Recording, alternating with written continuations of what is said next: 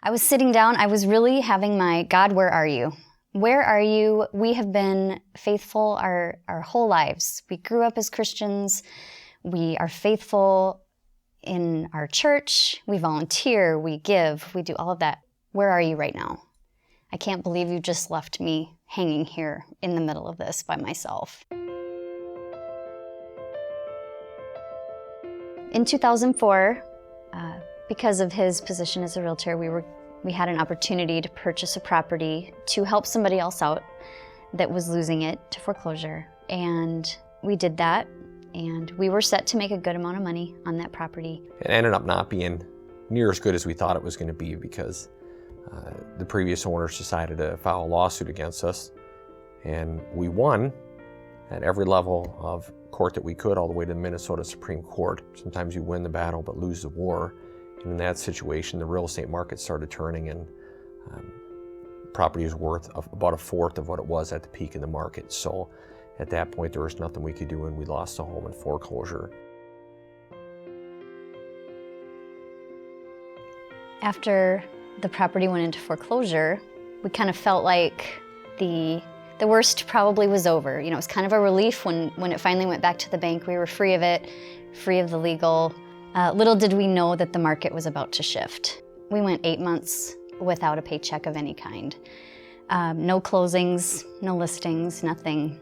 We maxed out all the credit cards, and we were getting grocery money from my mom.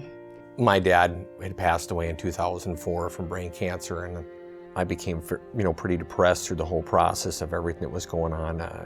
Happy hour got earlier and earlier for me, to where it was lunchtime is kind of when I would go and just start drinking, drink at the office.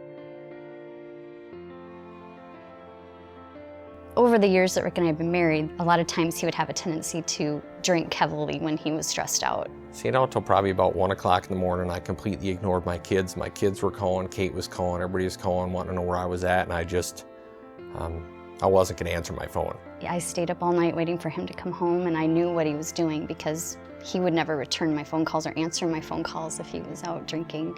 For the first time, and at the time we were married 15 years, that was the first time I ever really truly drew a line in the sand with him about that, and I packed a bag and I left. We communicated after that and really realized that the drinking just needed to no longer be. So I have not had a drink since then. I can't look back at one moment in my life to where using alcohol to replace what I should have been on my hands and knees praying and asking God for help ever did one good thing for me. So it'll never touch my lips again.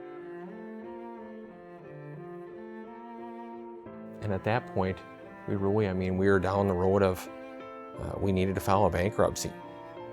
There was nothing left for us to do. We just had realized that we're probably going to lose the house. There's just something about your home when you're a woman.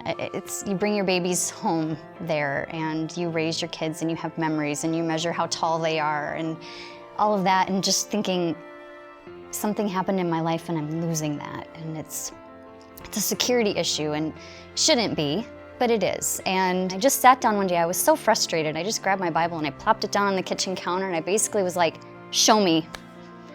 Show me why. Show me where we're at. Literally, it's one of those days that it just popped open to Ecclesiastes, and I just started reading it. And it says, accept the way God does things, for who can straighten what he's made crooked? Enjoy prosperity while you can, but when hard times strike, realize that both came from God. Remember that nothing is certain in this life. And it was a slap in the face. It was, who are you? Who do you think you are, Kate? That you think that I only give you good things, that I can't make the challenges good for you too. In that moment, that is what got my attention, and it was where I turned the corner and said, I am looking at this differently now.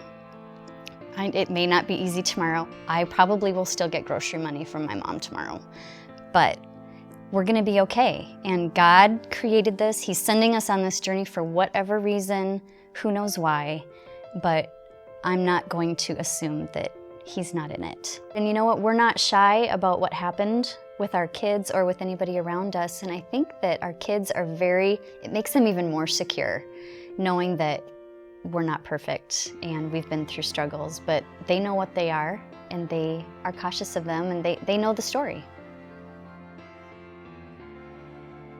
Feel free to connect with us. If you can relate to our story, we would love to chat with you. We're Rick and Kate Ketterling, and we are Hope 360 storytellers.